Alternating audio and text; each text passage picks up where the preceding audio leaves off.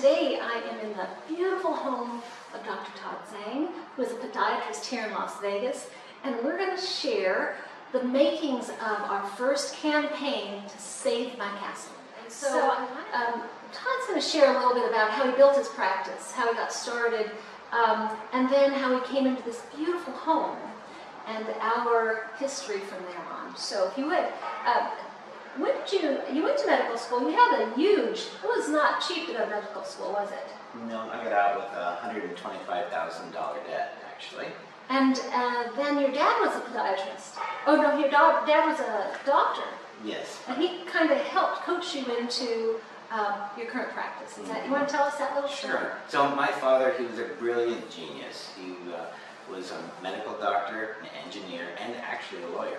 Wow. And he said, so I used the wisdom of my father as a coach, and through his experience, he says, all right, Todd, what are you going to do that's going to be different than any other doctor out there? I'm like, oh, I'm going to give good service. He says, no, everyone does that. You got to think of a way to be different. So I said, I don't know, Dad. What can you suggest? He says, you should bring people flowers. I'm like, oh no, nobody does that. He says, exactly, and that's why you should do it. So from that point on, I brought one flower to one lady, and it brought her such joy to her heart. I'm like, oh, that worked pretty good. I'm going to continue to honor seniors that way, and to this day, almost 20 years later, for every female resident there, I bring them a flower. In addition to that, if there's a husband or a brother or a male in there that has his girlfriend there, I say, you know what, at the end of every intervention, I say, do me a favor, give this to your loved one, and don't tell them it's from me. And it's that kind of heart and soul that has allowed me to be a distinguished professional in the community. I started here in Las Vegas in 2000, and foot by foot, I started to build my practice. It came to a point where I would just get passed around because the director of nursing or administrator did with it. We're moving to another place, and we're going to bring you with me. I'm like, okay. Wow. And to this day, I still have probably about 80% of the accounts as I originally started with. Wow, and that was from 2000? Mm-hmm. So that's why you practice. Wow. Yeah. That's amazing. And, you know, initially I went from being $125,000 in debt with my school loans to making timely payments to starting to get ahead. I met a young lady. We had a little girl together. She says, you know, let's just stop being young people and let's settle down. I'm like, oh no, that means a house. So we got a small house in Summerlin. It was a nice $350,000 house. The mortgage was like $2,500. Everything is very reasonable. And then the market went crazy in Las Vegas. Oh my gosh, things were growing. The value was increasing, and I was like, oh, this is nice. And as a young person, I had not lived through the cycles of up and down real estate. So I'm like, wow, this is great. Maybe I should get another house. So we put another deposit on another house. Of course, in hindsight, it was the worst thing to do. But at the time, in my ignorance, I'm like, okay, keep my wife happy, provide for a beautiful luxury home for my 2-year-old. I can afford everything, it's not an issue. So I'm like, all right, yeah, I guess we'll do that. And so she scoured the city, she found a place to have her dream home, 4,300 square foot house. We're sitting in it right now. Yeah, many years later. Many years later, and you sold the house. Yeah, we sold the house, so we had all the cash equity. We put it into the new house. You know, I had a 745 credit score. I had cash in the bank. It was like what I thought a seamless transaction. Things were processed very quickly, and we were just living our life.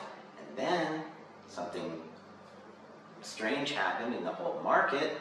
2.5 years later, I'm like, oh, wait a second, there's a whole lot of foreclosures. that can't be good. I wonder what my house is worth, because I just had it appraised for $1.5 million. Wow, wow. Yeah, that was like a year before this whole crisis happened. So then we looked on Well, let's qualify that. So you bought it around 900,000, and then it went to 1.5? Yes, that was the last appraisal. And then it dropped? When you looked at it the next time, how much did it drop? It dropped, my numbers showed it dropped to about 350, 400,000. Yeah, that was at the low point, and that was devastating. I'm like, okay, great. What a nice trick someone just did.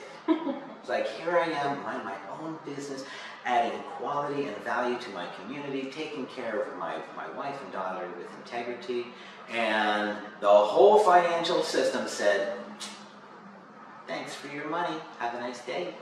So I'm like, why would I want to work to pay off something that is of no value? I'm completely upside down by multiple hundreds of thousands of dollars, and it's like,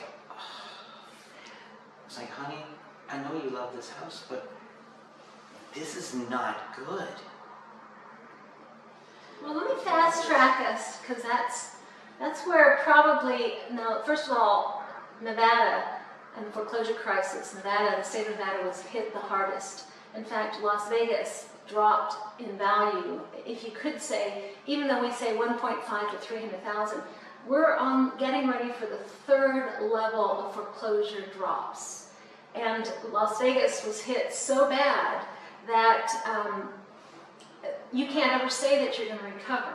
However, there's so much more that happened, and so we're going to share with you in the next 5 minutes just the process that we went through. And what Robert and I are doing with Fund Your Castle or Save Your Castle has a lot to do with the experience that Todd and I and Robert had for the last, how long have we been working on this? Oh, geez, since 2012. All right, so let's talk about that. So Robert and I was developing a test market. I handpicked about 10 people that I would do a study on.